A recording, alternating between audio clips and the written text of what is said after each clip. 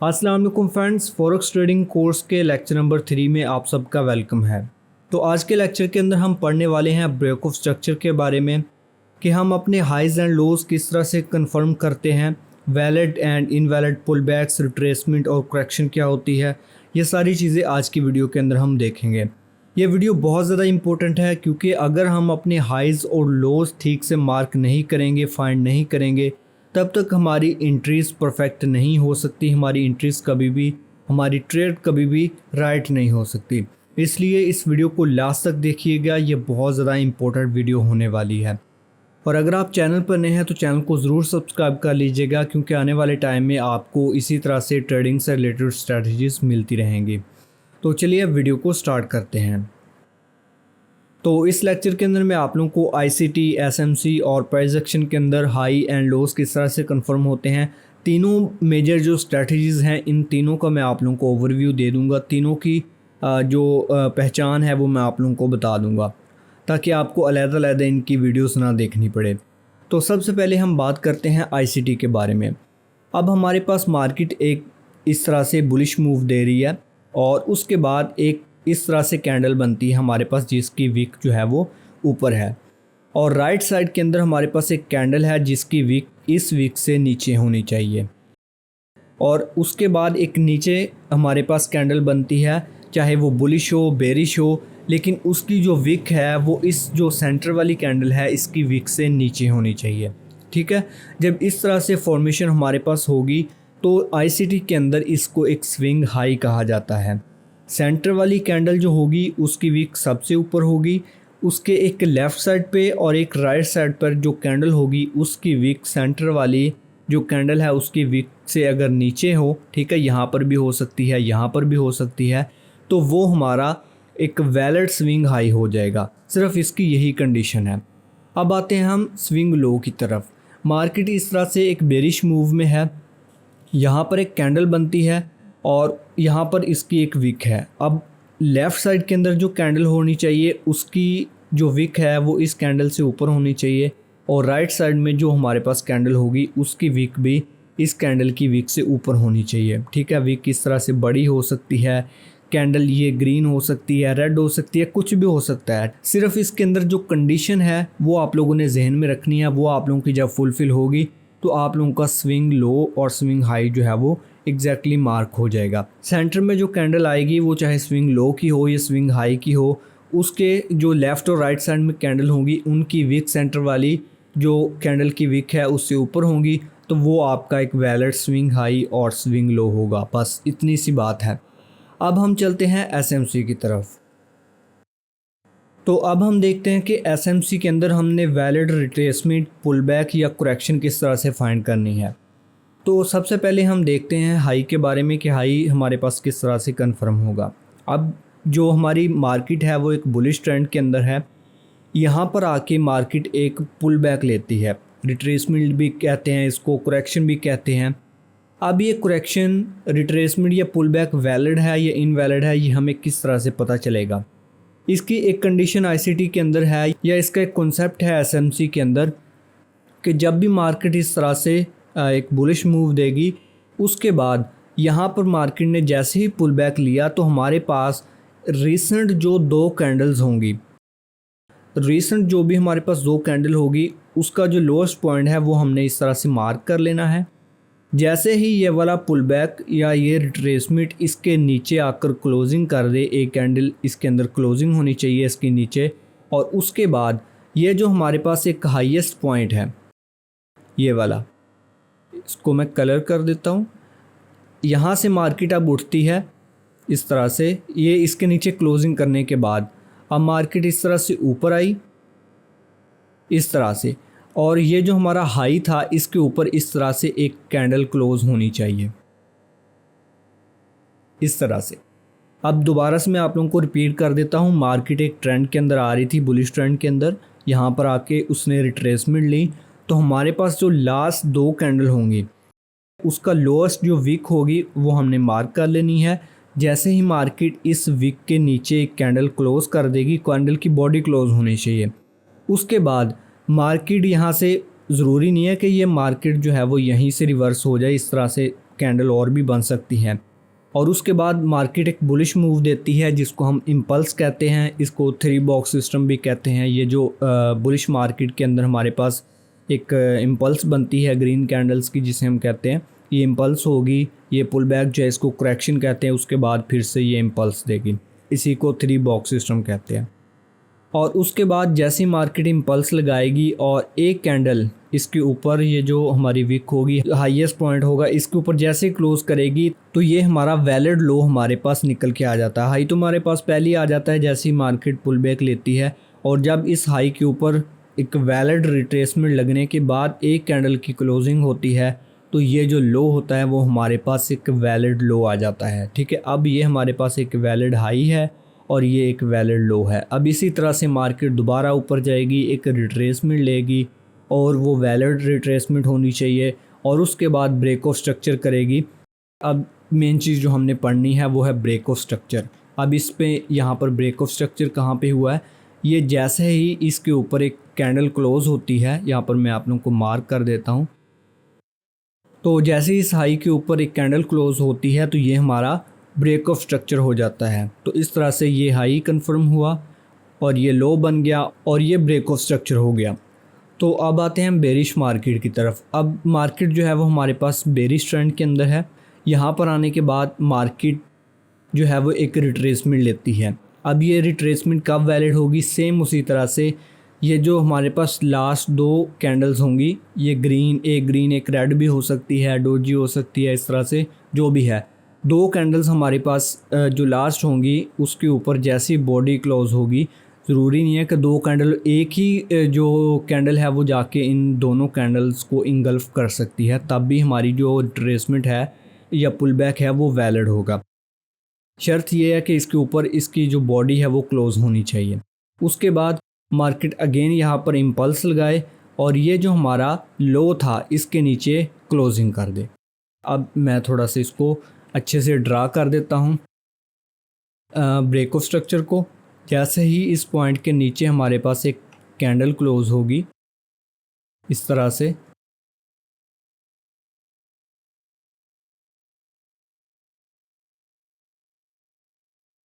तो ये हमारा ब्रेक ऑफ स्ट्रक्चर हो जाएगा और उसके बाद ये हमारा हाई कंफर्म हो जाएगा। बुलिश मार्केट के अंदर हमने लो कंफर्म करना होता है और बेरिश मार्केट के अंदर हमने एक वैलिड हाई फाइंड करना होता है। ठीक हो गया। अब ये तो था एसएमसी का कॉन्सेप्ट। अब इसको मैं मज़ीद प्योरीफाई करता हूँ क्योंकि मैंने आपको कहा था कि मैं तीनों के आप लोगों को जो है वो कंसेप्ट बता दूंगा। आईसीटी का मैंने आपको स्विंग लो और स्विंग हाई जो है वो बता दिया, वो तो बिल्कुल ही सिंपल सा है। ये एक 2 कैंडल रिट्रेसमेंट एसएमसी के अंदर कॉन्सेप्ट है। अब आते हैं हम प्राइस एक्शन की तरफ। उसके अंदर जो हमारे पास कॉन्सेप्ट है वो इससे भी ज़्यादा सिंपल है लेकिन पावरफुल है। तो ये जो एग्जांपल हमने ली है इसको मैं ऐसे ही रहने देता हूँ। यहाँ पर अब मैं लिख देता हूँ, अगर किसी ने नोट करना हुआ तो मैं प्राइस एक्शन लिख देता हूँ।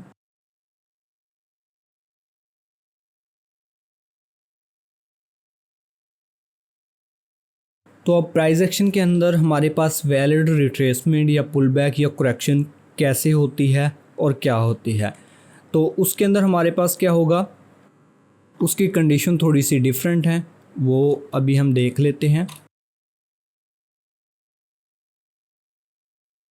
अब ये हमारे पास एक बुलिश मार्केट आ रही है और जैसे ही हमारे पास इस तरह से एक रिट्रेसमेंट आती है, और रिट्रेसमेंट इस तरह से होनी चाहिए कि ये जो पहली रेड कैंडल यहाँ पर बनेगी वो ज़रूरी नहीं है कि इतनी बड़ी हो, ये छोटी भी हो सकती है, बड़ी भी हो सकती है। जैसी भी रेड कैंडल बने उसकी जो लोएस्ट विक होगी, ठीक है, ये जो उसकी लोएस्ट विक होगी, जो नेक्स्ट रेड कैंडल बनेगी उसकी बॉडी इस विक के नीचे क्लोज होनी चाहिए। अब हमें इन कैंडल से कोई मतलब नहीं है, ठीक है, ये मैं आपको प्राइस एक्शन का बता रहा हूँ। उससे पहले मैं आप लोगों को एक और चीज़ बता देता हूँ। चले, अभी मेरे जहन में आ गई है। अभी अगेन हम आते हैं यहाँ पर आईसीटी वाले कॉन्सेप्ट के ऊपर। तो प्राइस एक्शन में पहले क्या था, यहाँ पर अभी हमने आईसीटी के अंदर पढ़ा कि जो हमारा स्विंग हाई होगा, इसके एक लेफ़्ट साइड पे कैंडल जो होगी, एक राइट साइड पे कैंडल होगी, उसकी जो विक्स होंगे वो सेंटर वाली कैंडल से नीचे होंगी। लेकिन प्राइस एक्शन के अंदर क्या था कि पहले यहाँ पर 2 कैंडल होनी चाहिए, मिनिमम 2 कैंडल होनी चाहिए, जो कि लेफ़्ट साइड में और राइट साइड में जिनकी जो विक है वो इस सेंटर वाली कैंडल की विक से नीचे होगी, तब जाकर ये हमारा हाई कंफर्म होगा। ये पहले की हम बात कर रहे हैं प्राइस एक्शन के अंदर। और इसी तरह से 2 कैंडल इस तरह से राइट साइड में और 2 कैंडल्स इस तरह से लेफ़्ट साइड में ऊपर होनी चाहिए। इस तरह से 2 कैंडल्स की विक्स इस कैंडल की विक से ऊपर हो और 2 इस साइड पे, फिर जाके हमारा लो कंफर्म होता था। ये कलर वगैरह जो है वो बाद की बात है। अब ये पहले का प्राइस एक्शन था। तो अभी जो एसएमसी का रिफाइन वर्जन या प्राइस एक्शन का रिफाइन जो वर्जन है वो मैं आप लोगों को बता रहा हूँ कि ये जो दूसरी रेड कैंडल होगी, इसकी जो बॉडी है वो इस रेड कैंडल की विक के नीचे क्लोज होनी चाहिए। ठीक है, ये मैटर नहीं करता इतनी क्लोज करे या इतनी क्लोज करे, इट डज़ंट मैटर, बस इसके विक के नीचे क्लोज होनी चाहिए। उसके बाद मार्केट यहाँ से ऊपर जाए, ठीक है, ऊपर जाकर ये जो हाईएस्ट पॉइंट था इसके ऊपर एक कैंडल क्लोज कर दे, तो ये हमारा एक वैलिड ब्रेक ऑफ स्ट्रक्चर होगा और ये वैलिड हमारा लो बन जाएगा। तो इसी तरह से मार्केट डाउन ट्रेंड में थी। अब हमें इन कैंडल से कोई मतलब नहीं है। एसएमसी में हमने ये वाली कैंडल देखी थी, अब हमने इसका उलट देखना है। इसका यहाँ पर हमने रेड कैंडल देखी थी, यहाँ पर हमने ग्रीन कैंडल देखनी है कि यहाँ पर हमारे पास एक रिट्रेसमेंट आई, एक ग्रीन कैंडल बनी और उसके बाद जो नेक्स्ट ग्रीन कैंडल बनेगी उसकी जो बॉडी होगी वो इस पहली वाली ग्रीन कैंडल की विक के ऊपर क्लोज होनी चाहिए और उसके बाद मार्केट यहाँ से अगेन इम्पल्स दे और हमारे जो लोअर लो है उसके नीचे एक कैंडल जो है वो क्लोज कर दे। तो इस तरह से ये हमारा जो ब्रेकआउट स्ट्रक्चर है वो कंफर्म हो जाएगा और ये हमारा हाई कंफर्म हो जाएगा। ये हमारे पास अभी जो रिफाइन वर्जन है प्राइस एक्शन के अंदर वैलिड रिट्रेसमेंट फाइंड करने का, पुल बैक का या करेक्शन का, वो ये वाला यूज़ होता है। तो अभी मैं चलता हूँ आपको लाइव चार्ट के ऊपर लेकर और वहाँ पर मैं आप लोगों को बताता हूँ कि ब्रेक ऑफ स्ट्रक्चर इसी मेथड के थ्रू हमने किस तरह से जो है वो मार्किंग करनी है। तो अभी चलते हैं लाइव चार्ट के ऊपर। तो अभी मैं चार्ट के ऊपर आ चुका हूँ और यहाँ पर देखें ये न्यूज़ की वजह से प्राइस एक्शन जो है वो आपको इस तरह से नज़र आ रहा है। तो अभी थोड़ा सा हम क्या करते हैं कि कोई ऐसी मार्केट ढूंढते हैं जिस पे हमें क्लियर ट्रेंड जो है वो नज़र आ रहा हो। तो यहाँ पर हमारे पास एक बुलिश की बहुत अच्छी एग्जांपल है। ठीक है, यहाँ पर हमें क्लियर नज़र आ रहा है कि हमारा जो स्ट्रक्चर है वो बुलिश है। तो अभी यहाँ पर हम क्या करते हैं, मैं आप लोगों को सेम जो कंसेप्ट बताया है उसके थ्रू आप लोगों को सारी चीज़ें जो है वो बता देता हूँ। अभी सबसे पहले मैंने आईसीटी का आपको हाई बताया था, ये उसके हाई जो स्विंग हाई है उसकी एग्जांपल है। ये एक कैंडल है जिसकी विक ऊपर है, एक राइट साइड में और एक लेफ़्ट साइड में कैंडल की जो विक है वो नीचे है, तो ये हमारा स्विंग हाई है। इस तरह से ये एक कैंडल जो है वो इसकी विक ऊपर है, ये भी विक ऊपर है, तो ये हमारा एक स्विंग लो है। ठीक है, इतनी सी बात है, ये आईसीटी के अंदर है। तो अब हम बात करते हैं एसएमसी की। तो यहाँ पर देखें ये हमारे पास एक लो है, यहाँ से हम मार्किंग स्टार्ट कर देते हैं।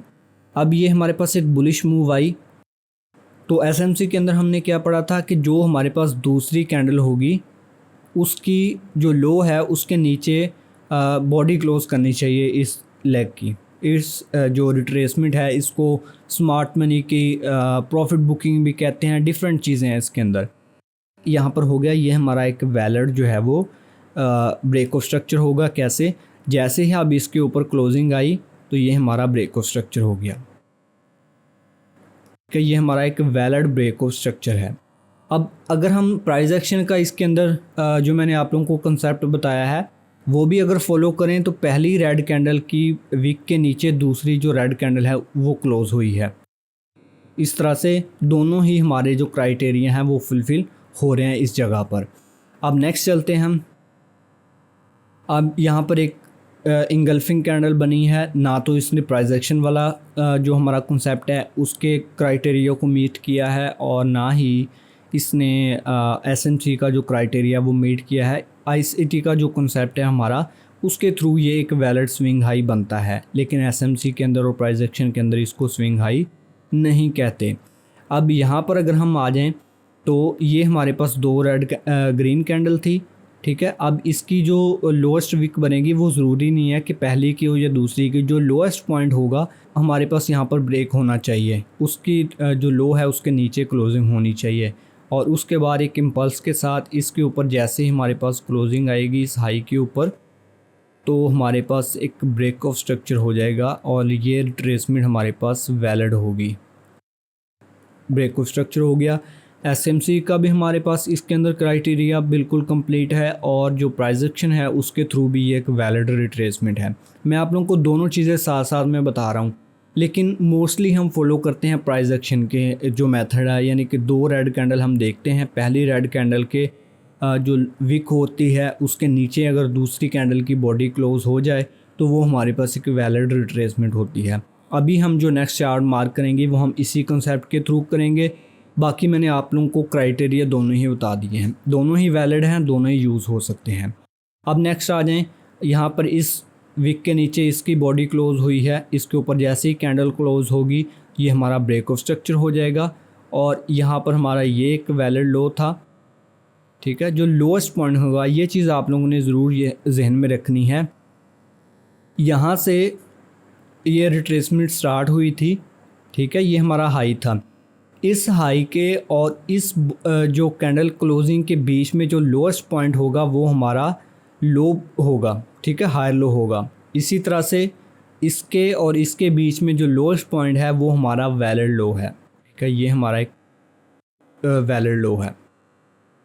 अब नेक्स्ट चलते हैं हम, यहाँ पर दो जो हमारा क्राइटेरिया है प्राइस एक्शन का पूरा हुआ, इसके ऊपर जैसे ही क्लोजिंग आई ये हमारे पास ब्रेक ऑफ स्ट्रक्चर हो गया। इसके अंदर एंट्री किस तरह से करनी है, किस तरह से ट्रेंड को हमने ज्वाइन करना है वो हम बाद में देखेंगे, अभी सिर्फ हम जो स्ट्रक्चर है उसको समझ रहे हैं। अब ब्रेक ऑफ स्ट्रक्चर हुआ तो नेक्स्ट हमारे पास जो हाई है वो ये है और इसके ऊपर जैसे ही क्लोजिंग होती है, क्लोजिंग हमने कब देखनी है, पहले हमने अपनी रिट्रेसमेंट देखनी है। ये यहाँ देखें कि इस जो रेड कैंडल है इसकी विक के नीचे नेक्स्ट कैंडल की बॉडी क्लोज हुई है, उसके बाद एक ग्रीन कैंडल बन गई है। अब फ़र्ज़ कर लें कि, और एक चीज़ यहाँ पर और याद रखें कि ये जो 2 रेड कैंडल हैं ये लगातार बननी चाहिए। इस तरह से एक रेड बनी एक ग्रीन बन गई उसके बाद बॉडी क्लोज हो जाए उसका कोई मतलब नहीं है। और दूसरी कंडीशन, जो दूसरी चीज़ आप लोगों ने जहन में रखनी है, तो अभी यहाँ पर आगे एग्जांपल आएगी, दूसरी चीज़ मैं आप लोगों को फिर बताऊंगा, अभी ज़ुबानी कलाम में आप लोगों को मैं भी समझ ना आए। तो ये हमारे पास ब्रेक ऑफ स्ट्रक्चर हुआ, ये हमारे पास लो कन्फर्म हो गया। अब एक चीज़ यहाँ पर और देख लें, इसमें बहुत सारी कन्फ्लुएंस हैं, बहुत सारी चीज़ें हैं जो कि आप लोगों को मैं साथ साथ गाइड कर रहा हूँ। इस हाई और इस हाई के बीच में, इसके ऊपर क्लोजिंग आने तक, इसके बीच में सिर्फ हमने एक रिट्रेसमेंट फाइंड करनी है। अब उसकी एग्जांपल कौन सी है वो भी मैं आप लोगों को अभी दूंगा इसी मार्केट के अंदर, क्योंकि लाइव चार्ट के ऊपर ज़्यादा जल्दी समझ में आती है बजाय इसके कि मैं आप लोगों को सिर्फ ड्राइंग पर समझाऊं या ज़ुबानी सिर्फ बातें करूं, उससे चीज़ें जो है वो जल्दी समझ में नहीं आती। अब यहाँ पर एक वैलिड रिट्रेसमेंट है लेकिन इसके ऊपर जो क्लोजिंग है वो नहीं हुई। अब हमने देखना है इसके नीचे क्लोजिंग हुई। यहाँ पर एसएमसी के कॉन्सेप्ट को अगर हम यूज़ करें तो यहाँ पर चेंज ऑफ करैक्टर होता है, ठीक है, लेकिन प्राइस एक्शन को अगर हम यूज़ करें तो यहाँ पर चेंज ऑफ करैक्टर नहीं होता। तो प्राइस एक्शन के अंदर चेंज ऑफ करैक्टर का क्या क्राइटेरिया है वो नेक्स्ट वीडियो के अंदर हम देखने वाले, इसलिए हम अपना स्ट्रक्चर मार्किंग स्टार्ट करेंगे। ये हमारे पास फेक आउट हुआ है। क्या फेक आउट क्या है कि एक कैंडल ने इसके नीचे क्लोज किया, दूसरी कैंडल ने उसी वक्त नेक्स्ट कैंडल जो है वो इस विक के ऊपर क्लोज कर दिया उसने, इसको हम फेक आउट कहते हैं। तो बाकी वैलिड चेंज ऑफ करैक्टर क्या होता है वो नेक्स्ट वीडियो के अंदर हम देखेंगे। अब हमारे पास हाईएस्ट पॉइंट कौन सा है, ये वाला, इसके ऊपर यहाँ पर क्लोजिंग आती है हमारे पास, ये हमारा ब्रेक ऑफ स्ट्रक्चर हो गया। उसकी वजह अब यहाँ पर जो मैं आप लोगों को एग्जांपल बताने वाला था, अब यहाँ पर देखो, पहली एक रेड कैंडल बनी, दूसरी कैंडल ने उसकी जो लोएस्ट पॉइंट है विक के नीचे क्लोजिंग कर दी। अब ये हमारा एक वैलिड ब्रेक ऑफ स्ट्रक्चर हो गया, सॉरी वैलिड जो हमारा पुल बैक है या रिट्रेसमेंट है वो तो होगी। अब यहाँ पर देखें ये एक रेड कैंडल है, उसकी लो के नीचे दूसरी रेड कैंडल भी क्लोज हुई है। और अगर हम एसएमसी का कॉन्सेप्ट देखें तो ये जो 2 रेड कैंडल लास्ट 2 कैंडल थी इसके नीचे भी क्लोजिंग हुई है, एसएमसी का भी यहाँ पर क्राइटेरिया फुलफिल है। उसके बाद यहाँ पर भी हमारे पास एक जो हाई है, इसके अंदर भी इस रेड कैंडल के नीचे इस रेड कैंडल की बॉडी क्लोज हुई है। अब यही क्यों मैंने मार्क किया, ये क्यों वैलिड नहीं है, ये वैलिड पुल बैक या रिट्रेसमेंट या हाई क्यों नहीं है। तो एक चीज़ मैं आप लोगों को बता दूं, सबसे पहले हमने देखना है कि दो रेड कैंडल जो क्राइटेरिया हमारा है वो चाहे यहाँ पर बन जाए, यहाँ पर बन जाए या यहाँ पर बन जाए, इस हाई के और इस हाई के ऊपर जो हमारे पास क्लोजिंग होगी उसके बीच में इस तरह का एक लाजमी से क्राइटेरिया हमारा बनना चाहिए।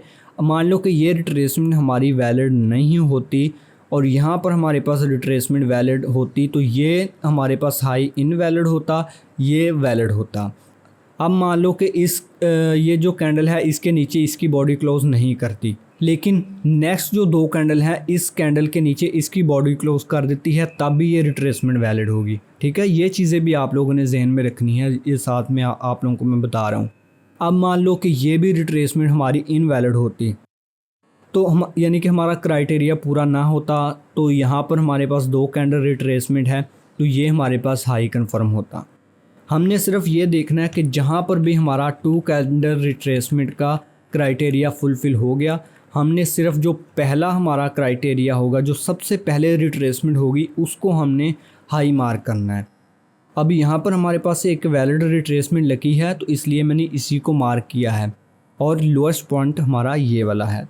तो आई होप सो कि आपको ये चीज़ समझ में आ गई होगी कि इस हाई के और इस हाई के ऊपर क्लोजिंग होने से पहले सिर्फ हमने एक रिट्रेसमेंट फाइंड करनी है। भले यहाँ पर 10 बार टू कैंडल रिट्रेसमेंट लग जाए, हमें उससे कोई मतलब नहीं है। जो सबसे पहले रिट्रेसमेंट लगेगी हमने सिर्फ उसी को फॉलो करना है और उसी को मार्क करना है। अब नेक्स्ट हम मार्किंग स्टार्ट करते हैं। यहाँ पर टू कैंडल रिट्रेसमेंट हमारी कंप्लीट होगी। इसके ऊपर हमने जैसे ही कैंडल क्लोज हुई तो ये हमारा ब्रेक ऑफ स्ट्रक्चर हो गया और ये हमारा लो बन गया। और इसके अंदर भी देखें, यहाँ पर भी टू कैंडल रिट्रेसमेंट बनी है और यहाँ पर भी टू कैंडल रिट्रेसमेंट बनी है। ठीक है, लेकिन हमने क्योंकि पहले वाली को फॉलो करना है तो इसलिए हम इसी को फॉलो करेंगे, इसी को मार्क करेंगे। अब उसके बाद नेक्स्ट आ जाओ, यहाँ पर भी टू कैंडल रिट्रेसमेंट बनी है तो इसको हम मार्क करेंगे। जैसे इसके ऊपर क्लोजिंग हुई, ये हमारा ब्रेक ऑफ स्ट्रक्चर हो गया और ये जो लोएस्ट पॉइंट है ये हमारा लो कन्फर्म हो गया। अब यहाँ पर भी टू कैंडल रिट्रेसमेंट है, बिल्कुल ये भी वैलिड है। इसके ऊपर जैसे ही क्लोजिंग होती है ये हमारा ब्रेक ऑफ स्ट्रक्चर हो गया और ये हमारा लोएस्ट पॉइंट है। सॉरी, ये वाला हमारा लो बनेगा क्योंकि इस हाई के और इसके ऊपर क्लोजिंग होने के अंदर जो सबसे लोएस्ट पॉइंट होगा वो हमारा हायर लो होगा। अब यहाँ पर देखें टू कैंडल रिट्रेसमेंट है तो बिल्कुल रिट्रेसमेंट वैलिड है, इसको हम मार्क कर लेंगे। ये हमारा ब्रेक ऑफ स्ट्रक्चर और ये हमारा लोएस्ट पॉइंट। ठीक है, आप देख लें ये वैलिड है, नहीं वैलिड। ये रिट्रेसमेंट वैलिड है, बिल्कुल ये वैलिड है। यहाँ पर टू कैंडल रिट्रेसमेंट लगी है, पहले की जो विक है उसके नीचे नेक्स्ट कैंडल की बॉडी क्लोज हुई है। तो अब यहाँ पर ब्रेक ऑफ स्ट्रक्चर हुआ और ये हमारा लो कन्फर्म हो गया। उसके बाद इसी तरह से यहाँ पर टू कैंडल रिट्रेसमेंट नहीं लगी, यहाँ पर टू कैंडल रिट्रेसमेंट लगी है यहाँ पर। और उसके बाद यहाँ पर देखें एक एग्जांपल यहाँ पर आ गई जो कि मैं अभी ढूंढ ही रहा था कि आप लोगों को ये भी एक्सप्लेन करनी है। अब जैसे उसके ऊपर क्लोजिंग हुई, यहाँ पर टू कैंडल रेड बनी, पहली की विक के नीचे दूसरी की बॉडी क्लोज नहीं हुई। उसके बाद ये एक रेड कैंडल बनी, इसकी विक के नीचे नेक्स्ट कैंडल की बॉडी क्लोज नहीं हुई, उससे नेक्स्ट की भी नहीं हुई। उसके बाद अब ये एक रेड कैंडल बनी और ये वाली जो रेड कैंडल है उसकी विक के नीचे क्लोज होगी। अब यहाँ पर ये हमारे पास हाई कंफर्म होगा, ये हाई या ये वाला हाईएस्ट पॉइंट कंफर्म होगा। तो यहाँ पर हमारे पास ये वाला हाईएस्ट पॉइंट कंफर्म होगा।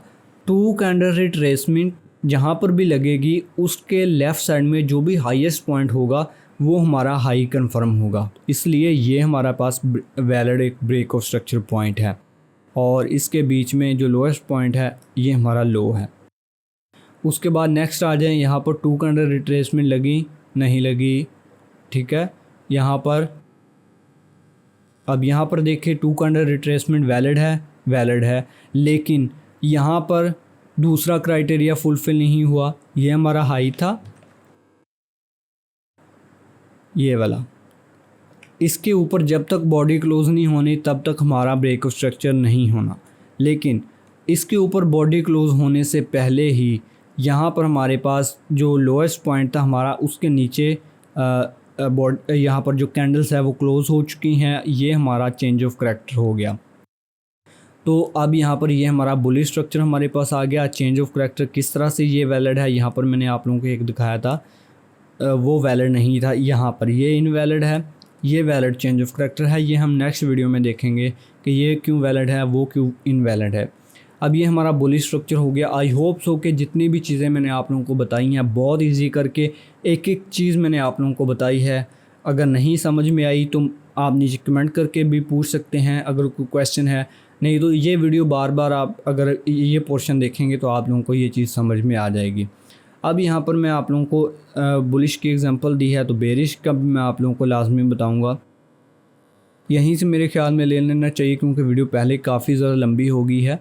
तो आप लोगों को सिर्फ गाइड करना मकसद है, बाकी आप लोग मार्किंग खुद कर सकते हैं। यहाँ पर ये हमारे पास बेरिश ट्रेंड है, ये हमारा रेफरेंस पॉइंट है। अब इसके अंदर हमने क्या फाइंड करना है कि 2 ग्रीन कैंडल, एक पहले ग्रीन कैंडल के विक के ऊपर दूसरी की बॉडी क्लोज होनी चाहिए, यही हमारा क्राइटेरिया है। अब यहाँ पर 2 ग्रीन कैंडल हैं, पहली जो कैंडल है उसकी विक के ऊपर दूसरी की बॉडी क्लोज हुई है। अब यहाँ पर हम क्या करेंगे, यहाँ से मार्क करके एक्सटेंड कर लेंगे। जैसे ही इसके नीचे एक कैंडल क्लोज हुई, ये हमारा ब्रेक ऑफ स्ट्रक्चर हो गया और इस कैंडल के और इस क्लोजिंग के बीच का जो हाईएस्ट पॉइंट है ये हमारा हो गया हाई कन्फर्म। अब नेक्स्ट आ जाएं, यहाँ पर 2 कैंडल रिट्रेसमेंट वैलिड है, बिल्कुल वैलिड है। यहाँ पर 2 जो ग्रीन कैंडल हैं उससे पहले जो रेड कैंडल है उसकी विक नीचे है। तो अब हम ग्रीन कैंडल की विक को मार्क करेंगे या रेड कैंडल की? बिल्कुल जो लो पॉइंट हमारा होगा ये वाला, इसको हम मार्क करेंगे। हम ग्रीन कैंडल की विक मार्क नहीं करेंगे, ये वाला पॉइंट हमने मार्क करना है। तो जैसे इसके नीचे क्लोजिंग होगी ये हमारा ब्रेक ऑफ स्ट्रक्चर हो गया। तो अब यहाँ पर नेक्स्ट आ जाएं, यहाँ पर 2 कैंडल रिट्रेसमेंट वैलिड हैं, नहीं बिल्कुल वैलिड नहीं है। मैं थोड़ा सा जूम कर देता हूँ। पहली की विक के ऊपर दूसरी की बॉडी क्लोज हुई नहीं हुई। अब यहाँ पर एक ग्रीन कैंडल बनी, नेक्स्ट रेड बन गई। अब यहाँ पर ग्रीन कैंडल बनी, नेक्स्ट इस तरह से रेड बन गई, ये भी वैलिड नहीं है। अब यहाँ पर एक वैलिड हमारे पास रिट्रेसमेंट आई, पहले की विक के ऊपर दूसरी की बॉडी क्लोज होगी। विक नहीं है, कोई मसला नहीं है, जो हाईएस्ट पॉइंट होगा इसका, इसके ऊपर बॉडी क्लोजिंग होना लाजमी है। अब यहाँ पर हमने देखना है ये रिट्रेसमेंट हमारे पास यहाँ पर आई है, तो इससे पहले का लोएस्ट पॉइंट अगर ये है तो हम ये मार्क करेंगे, अगर ये है तो ये मार्क करेंगे। अभी के लिए ये वाला लोएस्ट पॉइंट है तो हम इसको मार्क करेंगे। और जैसे इसके नीचे एक कैंडल ने क्लोज किया तो ये हमारे पास एक वैलिड ब्रेक ऑफ स्ट्रक्चर हो गया। इसका हाईएस्ट पॉइंट ये हमारे पास हाई कंफर्म हो गया। अब इसी तरह से हम नीचे आ जाएंगे, यहाँ पर 2 कैंडल वैलिड हैं, नहीं, ये पहली की बॉडी के ऊपर दूसरी कैंडल क्लोज नहीं हुई। मैं आप लोगों को जूम करके दिखा देता हूँ। लेकिन जो दूसरी कैंडल थी उसके ऊपर नेक्स्ट जो ग्रीन कैंडल है उसकी बॉडी क्लोजिंग हो चुकी है, तो इसलिए ये हमारे पास एक वैलिड रिट्रेसमेंट है। ठीक है, यहाँ पर नेक्स्ट भी रिट्रेसमेंट है, लेकिन हमें सिर्फ जहाँ पर भी फर्स्ट रिट्रेसमेंट मिलेगी वो हम मार्क कर लेंगे। यहाँ पर क्लोजिंग कहाँ पे हुई है, यहाँ पर आकर, तो ये हमारा ब्रेक ऑफ स्ट्रक्चर हो गया और इसका हाईएस्ट पॉइंट ये हमारा पास हाई कंफर्म हो गया। अब नेक्स्ट हम देख लेते हैं जी, यहाँ पर 2 कैंडल रिट्रेसमेंट वैलिड है। ये वाली 2 कैंडल जो रिट्रेसमेंट है वो बिल्कुल वैलिड है, ये हमारा लो है। और जैसे इसके नीचे बॉडी क्लोजिंग होनी थी तो ये हमारा ब्रेक ऑफ स्ट्रक्चर होना था, लेकिन यहाँ पर बॉडी क्लोजिंग नहीं हुई, ये जो हमारा हाईएस्ट पॉइंट था इसके ऊपर क्लोजिंग हो गई है। तो ये हमारा बुलिश चेंज ऑफ करैक्टर हो चुका है, जो कि हम नेक्स्ट लेक्चर के अंदर देखने वाले हैं कि चेंज ऑफ करैक्टर कैसे कंफर्म होता है। तो ये मैंने आप लोगों को बुलिश मार्किंग भी करके दिखा दी, ये बेरिश भी मैंने आप लोगों को मार्किंग करके दिखा दी। और ये मार्किंग आप लोगों ने कोशिश करनी है कि हाई टाइम फ्रेम पे मार्क करनी है। आप 1 मिनट में या 5 मिनट में शुरू में ही प्रैक्टिस शुरू कर देंगे तो आप ये मार्किंग इस तरह से नहीं कर पाएंगे। इसलिए आप लोग 4 आवर पे करें, 1 आवर पे करें या 30 minute, 15 minute, in time frame पे करेंगे तो आपको बहुत अच्छे से समझ में आएगी। मोस्टली अगर आप 1 आवर पे या 4 आवर पे करेंगे, डेली पे भी कर सकते हैं, वहाँ पर भी आपको बहुत अच्छे से समझ में आएगी। जितना टाइम फ्रेम लो पे आप जाएंगे, बाद में जब आपकी प्रैक्टिस हो जाएगी तो फिर आप मार्किंग कर सकते हैं। 1 मिनट पे करें, 5 पे करें, कोई मसला नहीं है। लेकिन अभी क्योंकि आप लोगों ने प्रैक्टिस करना है तो 1 आवर पे, 4 आवर पे या इससे भी बड़े टाइम फ्रेम यानी कि डेली के ऊपर करें। डेली से लेकर 15 मिनट तक या 1 आवर तक ही आप कोशिश करें कि इसकी मार्किंग करें, इसकी प्रैक्टिस करें। अगर कोई चीज़ नहीं समझ में आती तो आप पूछ सकते हैं। नीचे डिस्क्रिप्शन में आपको टेलीग्राम का और व्हाट्सएप का जो कॉन्टैक्ट है वो भी मिल जाएगा। आप मार्किंग करके अगर कहीं पर नहीं समझ में आ रही तो आप कॉन्टैक्ट करके हमसे पूछ सकते हैं। तो आई होप सो कि आप लोगों को ये सारी चीज़ें समझ में आ गई होंगी। आईसीटी के swing high, swing low, break of structure, और उसके बाद एसएमसी के अंदर हमारे पास किस तरह से पुल बैक और रिट्रेसमेंट वैलिड होती है, और प्राइस एक्शन के अंदर हमारे पास रिट्रेसमेंट किस तरह से वैलिड होती है, और ब्रेक ऑफ स्ट्रक्चर किस तरह से हमारे पास होता है। तो मैंने कोशिश की है कि कोई भी चीज़ मिस ना हो, हर चीज़ मैंने एक्सप्लेन की है। कोई चीज़ नहीं समझ में आई कमेंट करके पूछ लो या फिर वीडियो को अगेन देख लो। तो मिलते हैं नेक्स्ट वीडियो में, तब तक के लिए अपना बहुत सारा ख्याल रखिएगा। और इन चीज़ों को सिर्फ देखो मत, जब तक आप लाइव चार्ट के ऊपर ख़ुद प्रैक्टिस नहीं करोगे ये चीज़ें आपको बहुत मुश्किल लगेंगी और आप लोगों के जो कंसेप्ट हैं वो कभी भी क्लियर नहीं होंगे। इसलिए इसको प्रैक्टिस करो। तो मिलते हैं नेक्स्ट लेक्चर के अंदर। So finally, thanks for watching this video. Allah Hafiz.